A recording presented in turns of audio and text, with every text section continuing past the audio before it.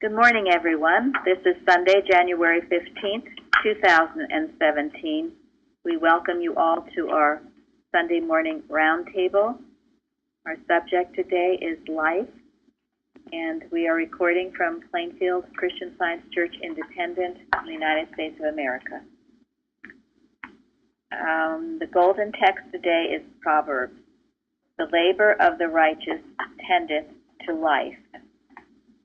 We're going to touch on a few things from the Bible. We had a wonderful Bible study yesterday. If anyone missed it, please listen to the recording.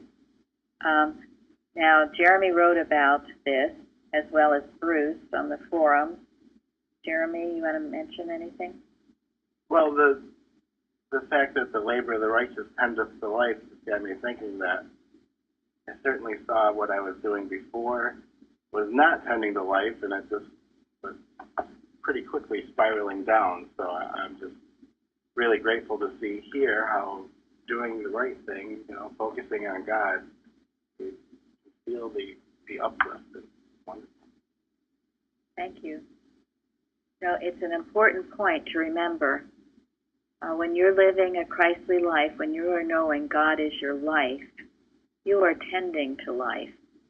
But if you are in the carnal mind, and you are being hateful and mean and spiteful and jealous and all of those things uncontrollably, you are tending to what? Death. It's the death of mortal mind, because that's all mortal mind can do is destroy itself. But if you're going to claim it to be part of you, then you're going to suffer from it. You're going to suffer in the Adam dream. And sometimes people think they can do it and get away with it, but you can't. Or sometimes you'll think, well, I'll just hate Aunt Tilly for the next few months and then I'll stop. But in the meantime, you're causing disruptions in your body, in your home, in the world, because instead of thinking godlike, Christ-like thoughts, you are thinking carnal thoughts. And in belief, it's a bad dream, but you're in that bad dream, and sometimes you get where you can't control it. Anybody else? And the whole idea of turning it on and turning it off, that's really playing with fire. It says to consecrate our life to the Lord. I mean, that's all the time, After all, if we're here, I took it, life being a synonym of God, and God reflecting himself as us. If we're doing things, we're laboring. Nice to know who and what we're working for. We're consecrated to God. We can feel that divine energy working in us. Thank you. It does do it. And it goes very well with the last citation in Science and Health, which Sharon, we can read. We all must learn that life is God. Ask yourself, am I living the life that approaches the supreme good? Am I demonstrating the healing power of truth and love? If so, then the way will grow brighter unto the perfect day. Your fruits will prove what the understanding of God brings to man. Hold perpetually this thought, that it is the spiritual idea, the Holy Ghost and Christ, which enables you to demonstrate with scientific certainty the rule of healing based upon its divine principle, love, underlying, overlying, and encompassing all true beings. Thank you. So you start your day knowing God is your life. Suzanne's not on, is she? She wrote about all of this. This lesson is about life being love, living a life of love is life. So we have to identify with that. And then it asks you also in Science and Health about, what was that about? Praying. And yes, the test of all prayer lies in the answer to these questions. Do we love our neighbor better because of this asking? Or do we pursue the old selfishness, satisfying with having prayed for something better, though we give no evidence of the sincerity of our requests by living consistently with our prayer. So, life is God, life is love, and life is, this is the theme throughout the lesson, the good deeds, the living of it. We had a little bit of overlap from last week's lesson, if you notice, in the responsive reading and also in Micah. And since our illustrious lesson proofers didn't catch it, then to me that means God is just an extra reminder of these points. We sometimes do have similar things, or sometimes even the same passages, occasionally. And so it's just re-emphasized that life is God. For me, it felt like it expanded. It's like You're right. It took it and then gave you an example of Thank how to you. live. I thought it was intentional. Thank I you. loved it. Well, it shows the continuity Yeah, it's amazing. of the subjects. Yeah. You know, Miss Betty was divinely led to provide these subjects and to provide them in this order. You know, the previous subject was sacrament. And what is sacrament? I mean, what is required of it? What does sacrament require of it? Consecrate our life to To Him. live a godlike life. So it does. You're very right. It does continue. It's the continuity. Now, for me, some things are worth repeating. They are. Very often, I have to have it repeated many times. Here's something one day, I need to hear it again the next day, too. Yes. I don't know about you guys, but I'm just talking about for me. Everybody does. And in that citation 15, hold perpetually this thought. Now, this isn't something you just do on Saturdays and forget it on Monday. You do it perpetually. That it is the spiritual idea, the Holy Ghost and Christ, which enables you to demonstrate with scientific certainty the rule of healing, based upon its divine principle, love, underlying, overlying, encompassing all true being. That's a good one to remember and use. You're not doing it. Who is doing it? Spiritual idea, the Holy Ghost. That is what enables you to demonstrate. This is what you hold perpetually to. It's never you. If you think you can't do it, if you think you can't heal yourself, you think you can't get a good job, then you're right. It's the Holy Ghost, the Christ idea that does it. That enables you with scientific certainty, just as in math. The rule of healing, it's a principle, a rule, based upon its divine principle, and it's underlying you, it's overlying you, and it's encompassing you. Can't get around it, can't get away from it. It's there. You can run, but you can't hide. Wherever you go, it's with you anyway. It's with you anyway, and isn't that wonderful? Now, Bruce is going to tell us briefly how he found our church and was transformed by it. I didn't forget, so stay on your toes. Myself on my toes suddenly. Thanks for calling me out. Well, I must say, Mary and Gary first mentioned the church to me. That's how I first heard about it. I guess I knew in my heart that there was something going on in the other churches. Didn't really know. But the thing that made me so receptive to it was that I did have a great need.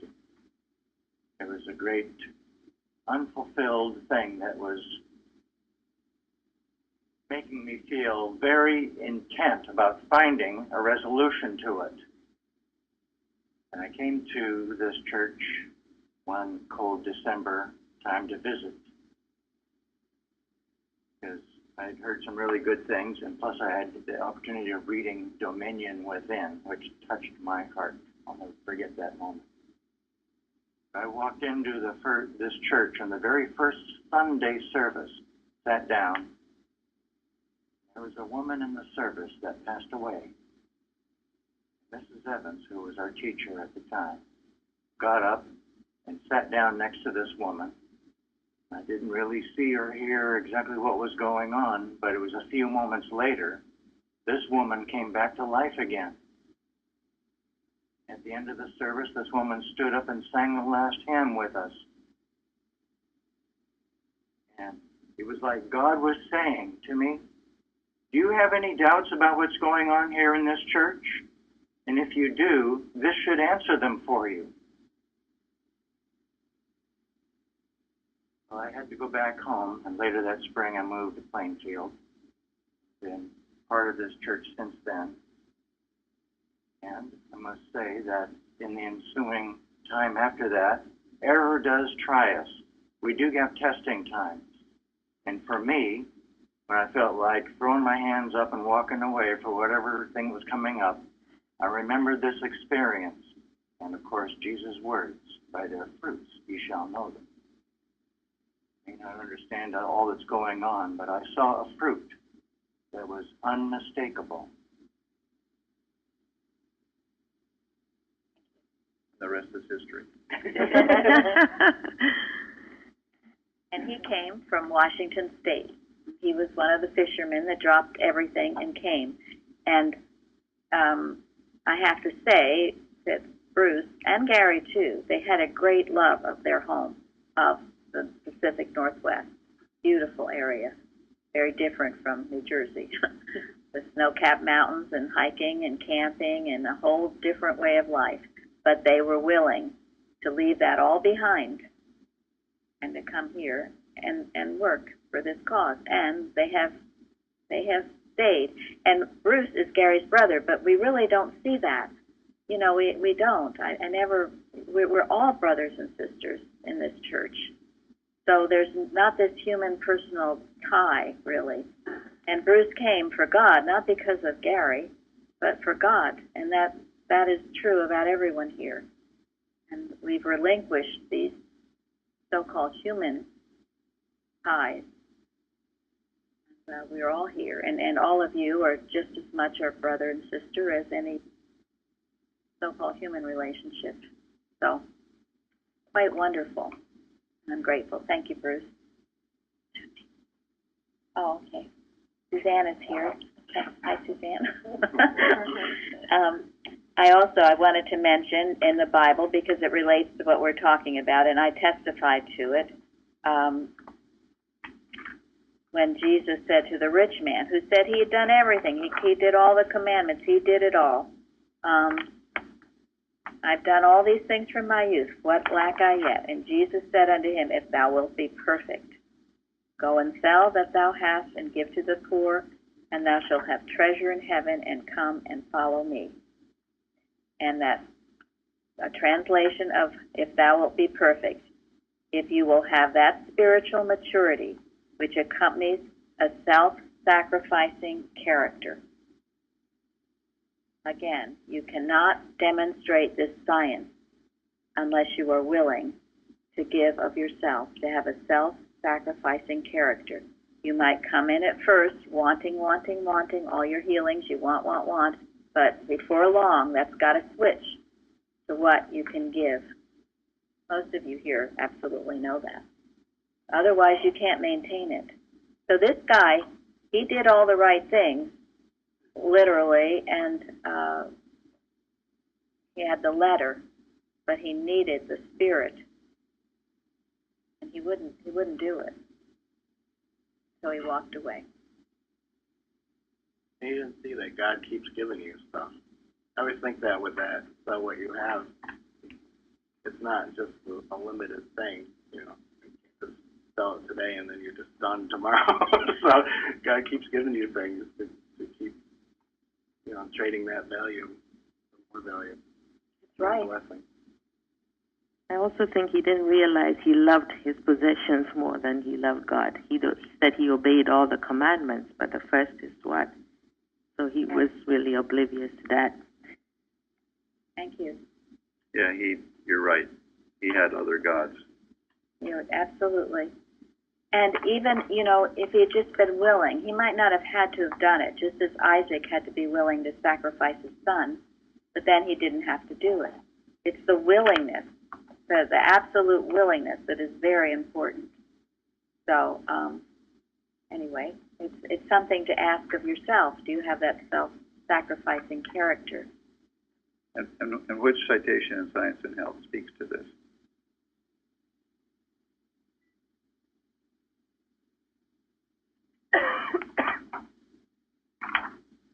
Well, there are many, but you tell us. There are many. Number 3 certainly Yes, speaks to it. It does. The third Go ahead, read citation. it. Unselfish ambition, noble life motives, and purity. These constituents of thought mingling constitute individually and collectively true happiness, strength, and permanence. You've got to have that. That's worth a lot, huh? I was talking to Gary the other day. Go ahead, Fairley. Well, I was just noticing citation 13 where James says, "Show me thy faith without thy works, and I will show thee my faith by my works." Thank you. Yes. Well, I've been talking to Gary. I was just remembering how depressed I used to be. You know, not just for a day or two. I could be depressed for months. That world was just so dreary to me. And the major difference, I would say, is this. It's very dreary to only have yourself to think about. I was very selfish and self-centered. All I thought about was myself. You know, my family, this, that, what we're going to do, what if I lost somebody? Well, I was worried about everything. All I thought about was myself. It was so depressing. Holy Moses, was it depressing. And this is what makes a difference. I don't have time to think about myself. I've got too much else to think about and to do. And this is the joy of working and doing things in our church. It brings such joy. We'll get into that later about our focus and what we're looking at. So, great healing. That no drugs did it. No drugs ever will do it. You know, I was also telling Gary, there's something quite miraculous that happened last night. Jeremy's daughter, she's needed a job. And, well, anyway, I've been praying about it. She only comes every other weekend to see her father. And the other week, Jeremy said something like, "Oh, well, if you could find a job here that was, you know, you could work every other week, that would be great." But it sounded like, well, that's pretty impossible. Well, last night, or yesterday afternoon, we were out to lunch, and the owner of this restaurant came up and told Olivia she would like her to work as a waitress there. And Olivia said, "Well, I don't live here. I could only come every other week." And she said, "That's fine. Choose your hours. Saturday would be great. We'd love it." Now, that is a miracle. God's prayer went out. My prayer went out. And Karen, that owner of the restaurant, heard it. It's no less than a miracle, because I hear all the time, there are no jobs, this can't work out, that can't work out. I'm telling you, when you've got God working, anything can work out. And we didn't even seek it. She just volunteered. She volunteered it, and she's a dear, sweet woman. And that is God's plan unfolding for his children. Now, whether she has the receptivity to accept it is something, and I pray she does. I pray too. I totally don't ever say no to good opportunities. So. This is God working, and it can work for you just in that manner. Just because Jeremy has given his life to this church, to this cause, wholly, as Caleb did yesterday, not partially, but everything he's given it, it blesses him, it blesses his family. You heard Jeffrey's story. Jeffrey came, his biggest concern was he had this huge debt, not much work. How would he ever? He felt so guilty. He was the prodigal son. He came, he's been very faithful. He attends everything. He got practitioner help. And you heard on Wednesday what happened. When he went and talked to his father and wept over what he found here, like the prodigal son, his father forgave him the debt. These are the miracles. They are miracles. Please do not just say, "Oh, that would have happened anyway." That's garbage. It's absolute garbage, and that's a human mind that does it. It wouldn't have happened otherwise. It happened because lives were given in full service to the Father. And they are, you want to call modern day miracles? Yes, they are. To us, they're not miracles. Mrs. Eddy once said,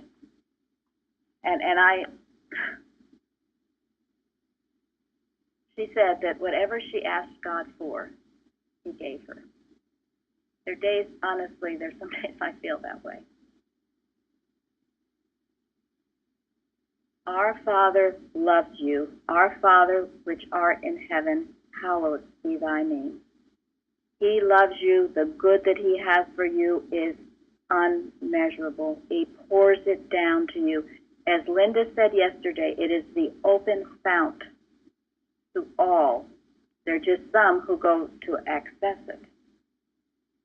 That fountain of love is pouring out on Olivia, poured out on Jeremy. Whether you accept it or not is something else. If you're so involved in your own self, you won't even see it or acknowledge it.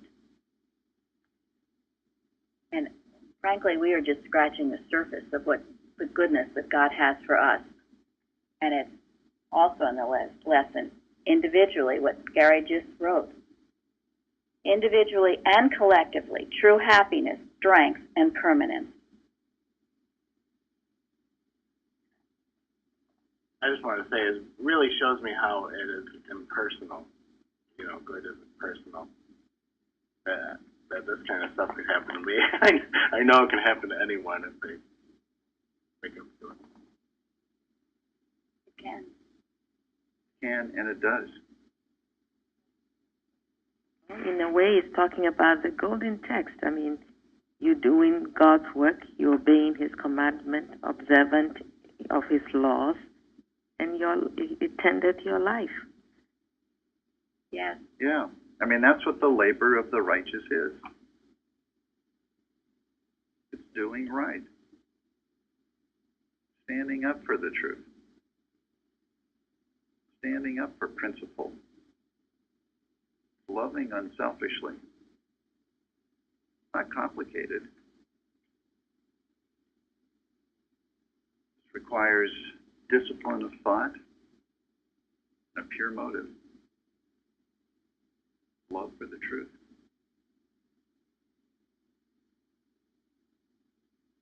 I've been reading the autobiography of Clarence Thomas, who is a Supreme Court justice. He grew up in the rural South, under. South Carolina? No, it wasn't. It was Savannah. It was Georgia.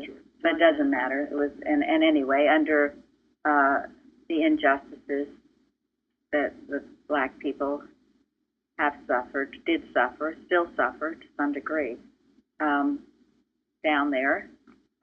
It's interesting. I'm only part way through it, but it's an amazing story. It's called My Grandfather's Son, and he talks about called him his daddy. His real father left him. So he had this grandfather that raised him and was tough as nails on he and his brother. And I mean, the part I am in now, Clarence Thomas was just a very, very angry black person, and getting into the riots and all kinds of things, which his daddy disapproved of. But I'm going to find out what happens, because he is eventually transformed, at least to some degree. Some of you might know him because he was accused of sexual abuse. Yeah, by horribly maligned. That's all I knew of him. He was horribly maligned. And after reading just part of this biography, I have no doubt it was not the truth at all. He called that a modern-day lynching. And the suffering that it caused him is probably untold. Again, the suffering that he went through, and yet he overcame it, and became what he is, which is something tremendous. So, again, the open fount is open to all, and God is no respecter of any people, anything, and we all have our stories. We all have had our suffering in one way or the other. Some might be worse. Some is definitely worse than what others have gone through. But if you go to that open fount, and you access what's there, tremendous things can happen. And my understanding is now he's happy and amazing what he came through. I have infinite respect for that. Infinite respect, because he was told, oh, don't even bother, you have no chance, it's just forget about it. But he didn't. He fought his way, and that's better than lying down and taking it. But he also said that his daddy, his grandfather, was the greatest man he ever knew. If you read this story, it's so touching. You can't. It's just a wonderful story, and what his daddy did out of love for him and his brother. So he labored for the right. He labored for the right, yes. And he was a very angry young man because he was angry at what was wrong, which is a good thing. It was an offense to God for any of God's people to be treated the way they were treated. That's an offense to God. So somewhere he, I guess he calms down. He knows his daddy always told him, shouldn't be acting that way. He was going to good colleges. He was making the best grades. He was doing well, but he was still very angry. So, anyway. Okay, Jeremy. We talked yesterday about the 12 tribes of Israel and what you wrote on the forum. I just wanted you to read what Mrs. Eddy says in Science and Health about that. Not all the different tribes. People can read that for themselves, but what she says on page 562.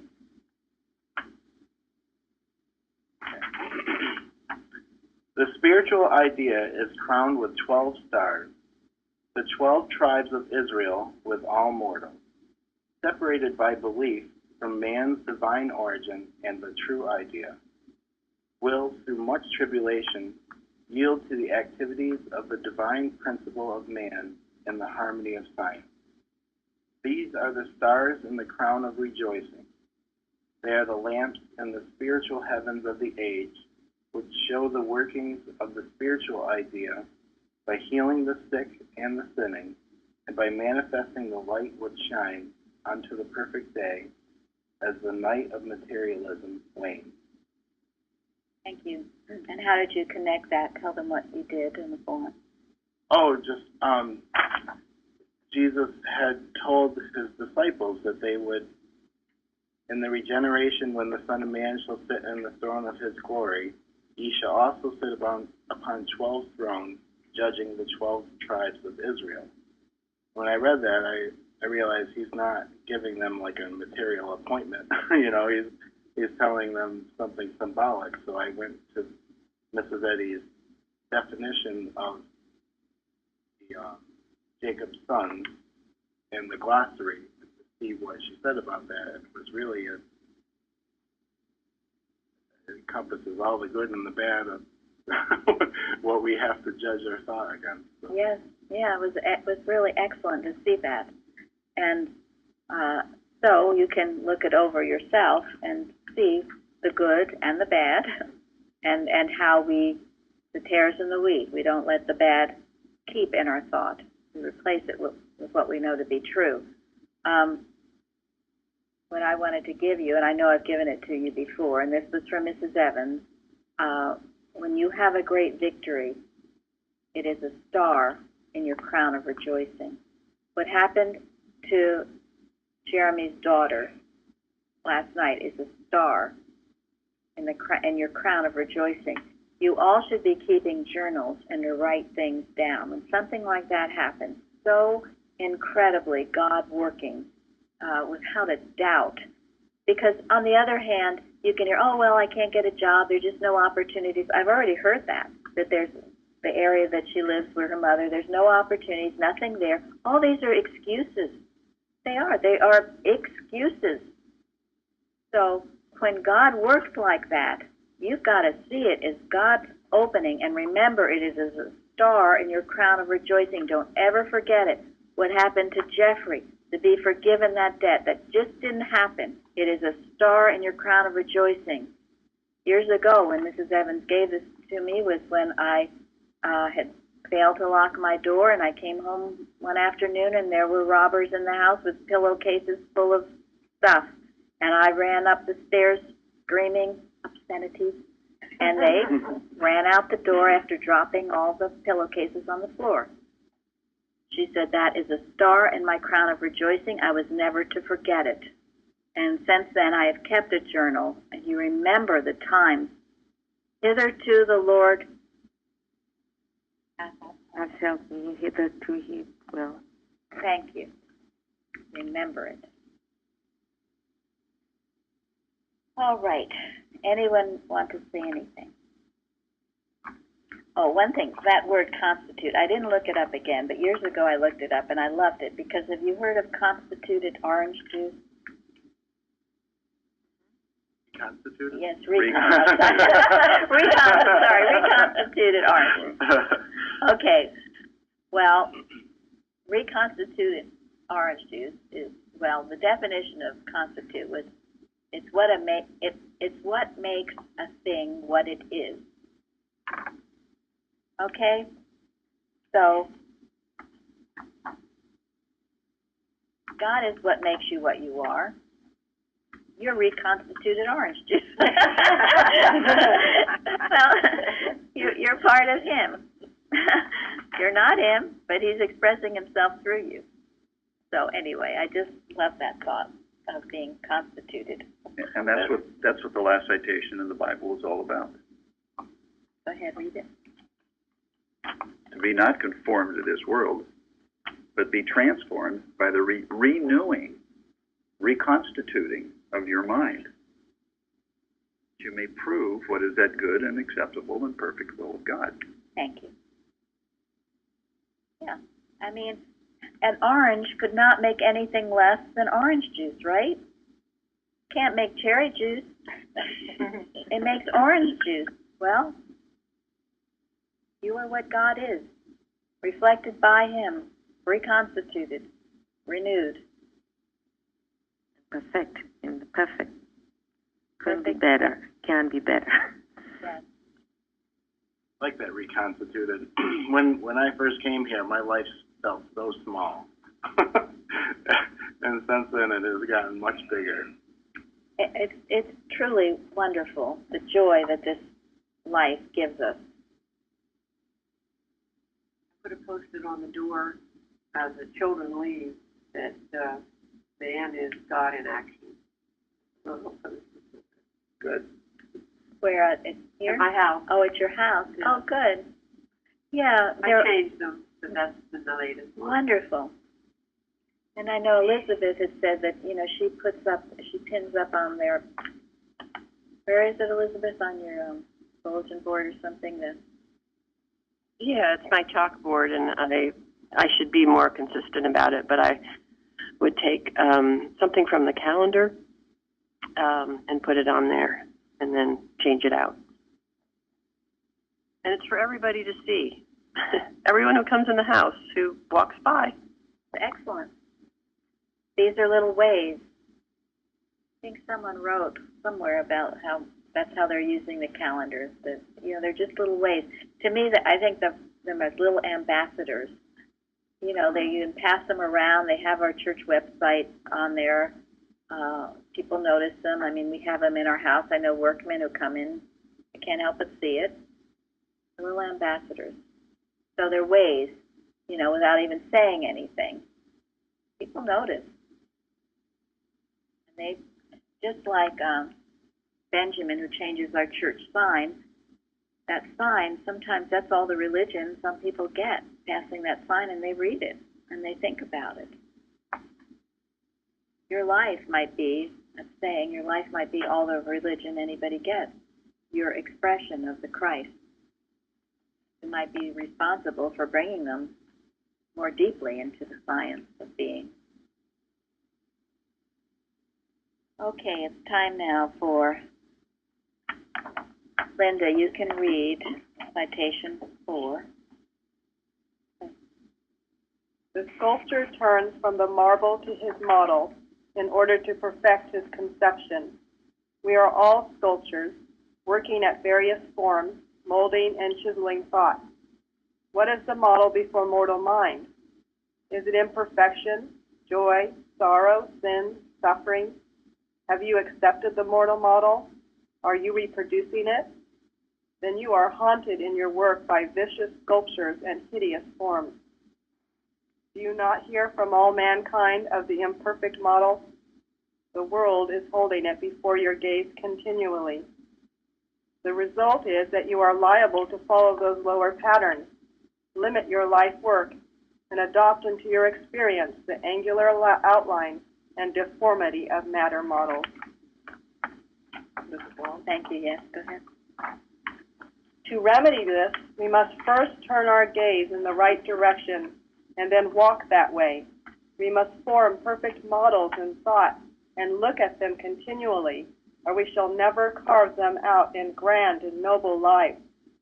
Let unselfishness, goodness, mercy, justice, health, holiness, love, the kingdom of heaven reign within us, and sin, disease, and death will diminish until they finally disappear.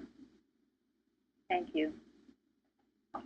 And what did you say on the forum? You don't have to read it, but in your own words. Well, the last week's, I think it was the roundtable where you talked about Spurgeon and the Isaiah quote, "Look unto me and be ye saved," made a profound impact on my life. And as soon as I read that, Mrs. Eddy says it all through her writings, look to God. And she says it in different ways. And here it says, turn your gaze in the right direction and then walk that way. Thank you. And Florence furthered that with quotes from Science and Health. Turn your gaze, look. In the Bible, how many times do you read behold? It's all throughout the Bible as well. Now, what is the principle? And actually, I'm going to have Bruce read what you found. Okay, do you have it with you too? Yeah. Okay. What is the principle behind this thought? Because we know Mrs. Eddy knew of Spurgeon. We know Mrs. Eddy knew of Spurgeon, and she might have known, or he might have known of her because they were contemporaries. But as far as we know, he probably did, because one of his workers that was from his specific church that was at his time that he worked with actually became a Christian Scientist. Oh. And I have some of the information for using at some point where he writes about his transformation to Christian Science in New York, and he talks about it. So I'm sure Spurgeon had to have known because he left the church to go to Christian Science. Wow. Well, what is the principle of this? It's a principle. It's available to anyone, anywhere. What is the principle of look? Turn your gaze. What is it?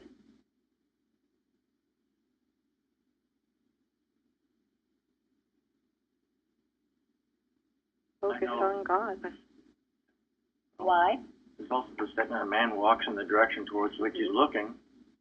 So if you want to go in the right way, you got to look that way first. Yes, you do.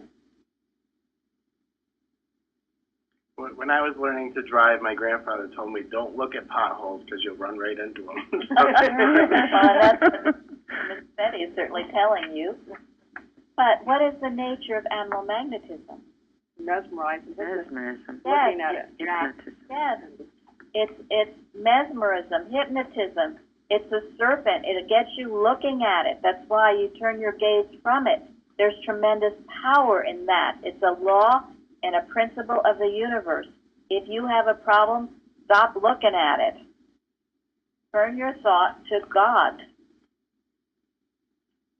It's a simple rule, and many people practice it, whether they've ever heard of science or not. So now I'm going to have Bruce read, because it's beautiful, just how he said it, the Spurgeon transformation that he had. Yes. Spurgeon wandered into a church searching for peace, where he felt heavy with guilt and sin. He had a religious background, but this day changed his life. The text was, "Look unto me and be ye saved, all the ends of the earth." The preacher began thus, "My dear friends, this is a very simple text indeed. It says, look. Now, looking don't take a deal of pains. It ain't lifting your foot or your finger. It is just look. Well, a man needn't go to college to learn to look. He may be the biggest fool, and yet you can look. A man needn't be worth 1,000 a year to be able to look. Anyone can look. Even a child can look. Then the text says, "Look unto me.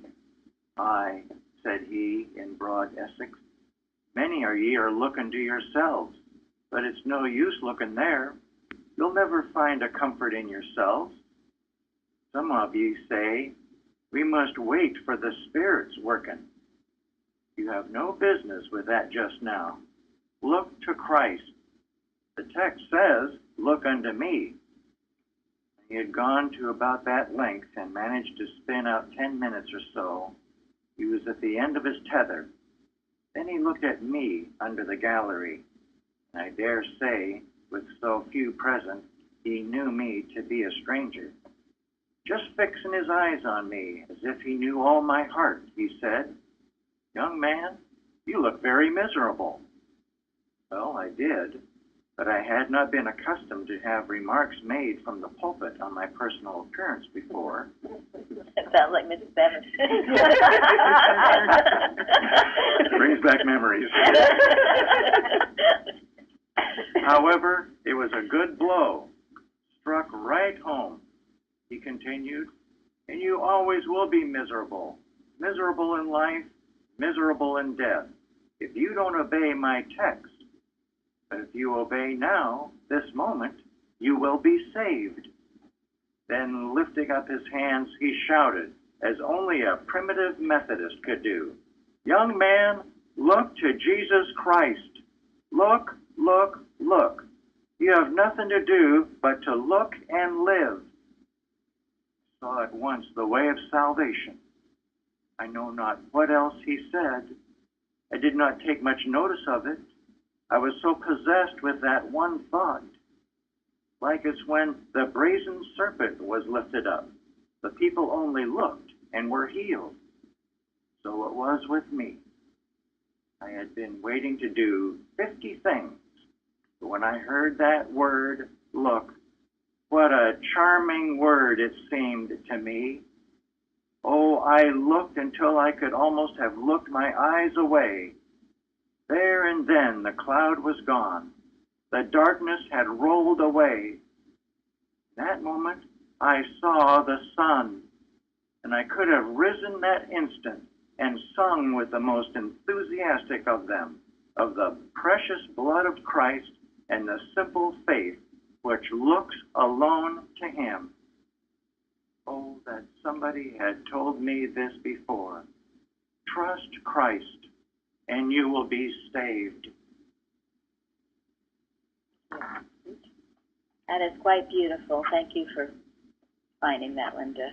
And the story is wonderful. And after that, that one sermon just let him loose. And he gave a sermon on that himself, and he just had so much. If you check out his sermons online, you can find them. And they're beautiful. And you know, Mrs. Eddy had a deep respect for the old-time religion and the old-time preachers who come to her home and talk. And she said they influenced her greatly. Not old theology, but something like these, the simple, basic truths. And so any of you now involved in some problem that you seem to can't get loose of, stop looking at it. Look at God. Change your thought, your vision. There's power in that because it's the truth. And in what Linda read in Science and Health about having a perfect model. And this is why we study and read carpenter's work, because the model is, well, first Christ Jesus, and then second Mrs. Eddy. How did they live it? What is their example? Study and follow that model.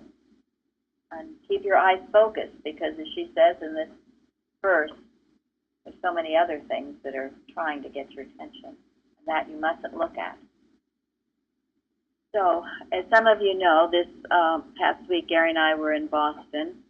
We did go by the Mother Church. It was frigid cold. There was nowhere to park, but we did see the huge hotel being built on that land.